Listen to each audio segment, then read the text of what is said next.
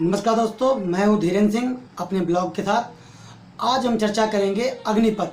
क्या है अग्निवीर और अग्निपथ, इस पर पूरे देश में हंगामा मचा हुआ। अच्छा लगे तो मेरे चैनल को लाइक करें एंड सब्सक्राइब करें और शेयर करें। अग्निवीर बने। अग्निपथ नामक एक ट्रांसफॉर्मेटिव योजना हम ला रहे हैं, जो हमारी आर्म्ड फोर्सेस में ट्रांसफॉर्मेटिव चेंजेज लाकर उन्हें फुली मॉडर्न और वेल इक्विप्ड बनाएगी। रक्षा मंत्री राजनाथ सिंह ने 4 साल के लिए सैनिकों की भर्ती वाली अग्निपथ स्कीम का ऐलान किया है। सरकार को भरोसा है कि इस योजना के आने से देश को विश्व की बेहतरीन सेना मिलेगी और युवाओं को भी रोजगार का अवसर मिलेगा। लेफ्टिनेंट जनरल अनिल पुरी ने कहा कि इस स्कीम से सेनाओं के पास युवा शक्ति होगी। वहीं अग्निवीर सेवा के दौरान सर्वोच्च बलिदान पर परिवार को करोड़ रुपए की राशि दी जाएगी, जबकि दिव्यांग होने की स्थिति में 48 लाख रुपए की राहत राशि मिलेगी। अधिकारियों के मुताबिक अग्निपथ मॉडल के तहत सेना में PBOR रैंक से नीचे के अधिकारियों की भर्ती होगी। 4 साल की सेवा में 6 महीने की ट्रेनिंग भी है।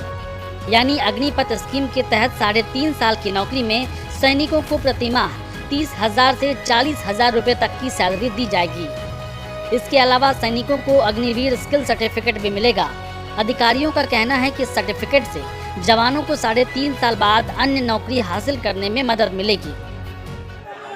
किस तरह से भीड़ बेकाबू हो गई है। जगह जगह प्लेटफार्मों पर, रेलवे स्टेशनों पर छात्र प्रदर्शन करते नजर आ रहे हैं। कोई एक भी ये बात समझने को तैयार नहीं है कि आखिर क्या है। बिना समझे, बिना कुछ कहे, एक दूसरे के बहकावे में आकर के सभी के सभी प्रदर्शन करने पे जुटे हुए हैं।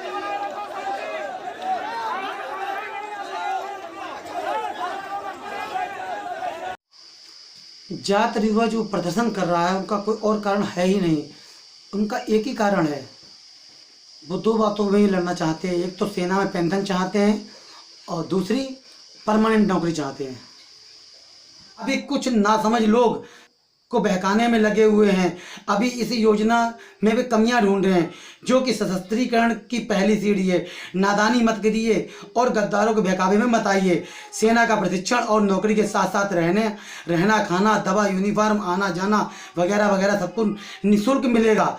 मतलब नुक्कड़ों पर चाय सिगरेट में निकल जाती है जो ज़िंदगी, उस ज़िंदगी में हम क्या पैदा कर सकते हैं? कुछ नहीं पैदा कर सकते। उसमें हमें मोदी जी 23 लाख रुपए, 23,46,160 रुपये कमाने का मौका दे रहे हैं, जिसका कुछ ग्राफ मैं आपको दिखा रहा हूँ।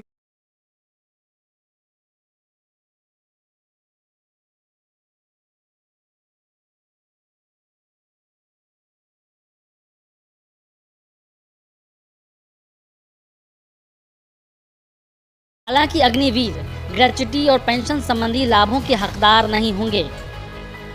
सरकार की स्कीम का विरोध क्यों? रक्षा विशेषज्ञ PK सहगल ने आज तक से बातचीत के दौरान सरकार की इस स्कीम को बेहद खराब बताते हुए कई गंभीर सवाल खड़े किए हैं। 46,000 लोगों को एक साथ भर्ती किया जाएगा, लेकिन 4 साल बाद होंगे निराश। आर्मी या दूसरी फोर्सेस से रिटायर होने पर भी गार्ड की नौकरी ही मिलती है। कॉर्पोरेट वर्ल्ड भी नहीं लेता। इन अग्निवीरों को आसानी से किया जा सकता है रेडिकलाइज। देश के लिए साबित हो सकते हैं चुनौती।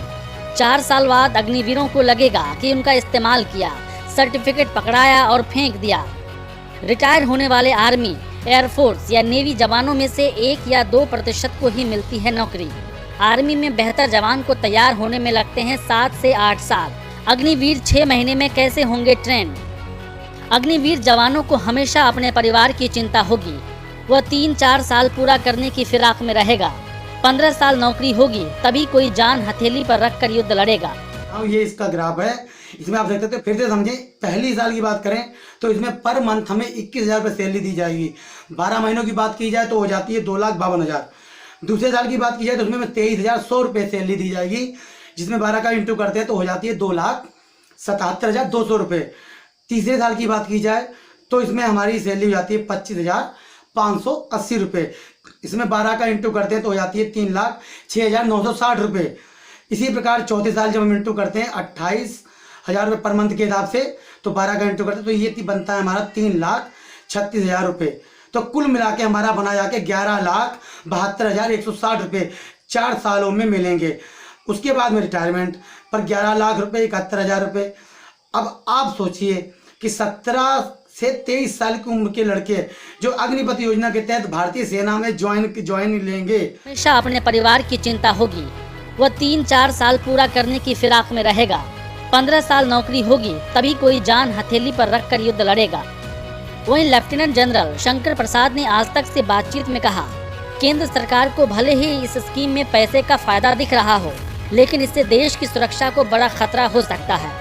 हम युद्ध जीतने के लिए फौज तैयार करते हैं। युद्ध में हम रनर अप नहीं बन सकते, हमें विनर बनना पड़ेगा, तभी देश की सुरक्षा की जा सकती है। रक्षा विशेषज्ञ ब्रिगेडियर वी महालिंगम ने कहा कि मेहमान सैनिकों के दम पर कोई सेना युद्ध नहीं जीत सकती। ये एक बड़ी गलती है। सरकार 2 तरह की गलतफहमियों में जी रही है। एक ये कि उनके पास पर्याप्त जवान हैं, दूसरी ये कि किसी युद्ध में बड़ा प्रभाव हथियार पैदा करते हैं। दंगा करना, विरोध करना, दोनों में काफ़ी हद तक बहुत अंतर होता है। आज मुझे दुख के साथ कहना पड़ रहा है कि सिकंदराबाद में पुलिस फायरिंग होने के दौरान एक छात्र की मौत हो गई, लगभग 14 छात्र घायल हो गए, जिनका मुझे बहुत ही दुख है और बहुत ही खेद है कि पुलिस को ऐसा नहीं करना चाहिए था।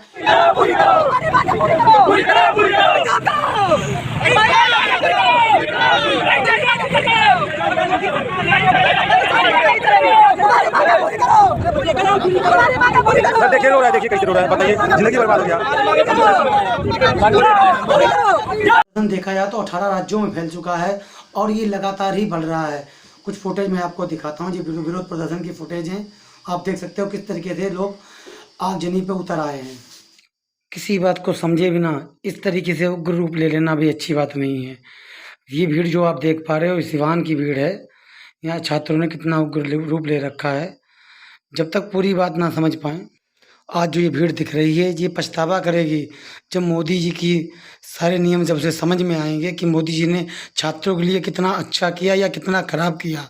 पहले तो आप लोग मुझे मोदी भक्ति कहोगे, जबकि ऐसा नहीं है। आप समझे पहले इस नियम को, उसके बाद में तर्क। अगर देखा जाए तो इसमें सबसे अच्छा क्राइटेरिया ये किया गया है, इसमें एज को 21 से हटा के 23 वर्ष कर दिया गया, जिसे 2 साल एक्स्ट्रा में मिल रहे हैं भर्ती होने के लिए। और प्लस सबसे मज़ेदार बात तो ये है, जो युवा इस प्रदर्शन को छोड़कर अग्निवीर बनना चाहते हैं या इंटरेस्ट रखते हैं, वो 24 जून को अपनी तैयारी कर लें भर्ती होने के लिए। तो सबसे पहली भर्ती जो है वो वायुसेना में स्टार्ट होगी। जो भी इच्छुक अभ्यर्थी हैं वो इसमें अपना आवेदन ऑनलाइन कर सकते हैं।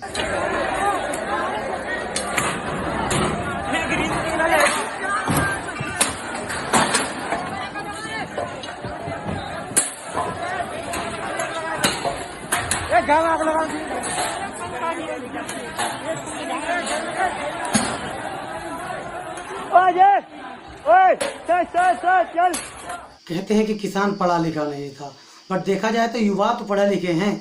तो आखिर आप पूरी बात को समझे बिना आप ऐसा प्रदर्शन क्यों कर रहे हैं? अब तक देखा जाए तो 3000 ट्रेनें जला दी गई हैं, जिनकी सारी बोगियां बिल्कुल जला के नष्ट कर दी गई हैं। तो हमें अधिकार है कि हम अपनी बातों को रखें, प्रदर्शन करें, बट प्रदर्शन करने के कई और तरीके हो सकते हैं। अपने देश की संपत्ति का नुकसान किस लिए? आखिर क्यों हम अपने देश की संपत्ति का नुकसान करने पर तुले हुए हैं? हमें अपनी बात रखनी है। लोकतंत्र का देश है हमारा, हम अपनी बात को रख सकते हैं। मैं हमेशा युवाओं के पक्ष में, मैं भी युवा हूँ, मैं युवाओं के पक्ष में हूँ। मैं ये नहीं कहता तुम अपना प्रदर्शन मत करो, बट एक हक के लिए लड़ो। आपकी मांग पूरी नहीं होती है तो क्या करेंगे? दिल्ली तक जाएंगे, जान दे देंगे अगर नहीं पहन रहे तो।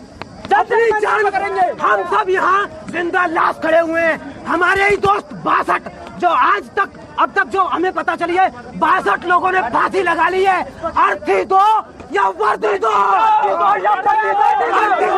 वर्दी दो। और दूसरी बात, हमारी अगर नहीं बात माने, हम यहाँ से रोड से उठाएंगे नहीं, चाहे आज हटाओ चाहे कल, हम नहीं जाएंगे। आम लोगों को परेशान करना, लोगों को मारना, तोड़ना, उनकी गाड़ियां तोड़फोड़ कर देना, ये कौन सा प्रदर्शन हुआ? हम अपने जो आम आदमी जा रहा है रोड पर, वो किसी ना किसी का पापा होगा, किसी की बहन जा रही होगी, किसी की माँ जा रही होगी। अगर हम आम नागरिक को परेशान करेंगे और उनसे, तो इसके लिए मैंने पहले रवीश कुमार जी का वीडियो देखा, क्या है सही इसमें नुकसान, और दूसरा वीडियो मैंने देखा सुधीर चौधरी जी का। तब उस निष्कर्ष के बाद जाकर मैंने अपना कुछ तर्क देना जाए समझा। फिर ऐसा करता हूँ आपको मेरा वीडियो अच्छा लगा होगा। अगर मेरा वीडियो अच्छा लगा तो लाइक करें और मुझे सपोर्ट करें और मेरे चैनल को भी सब्सक्राइब करें। धन्यवाद।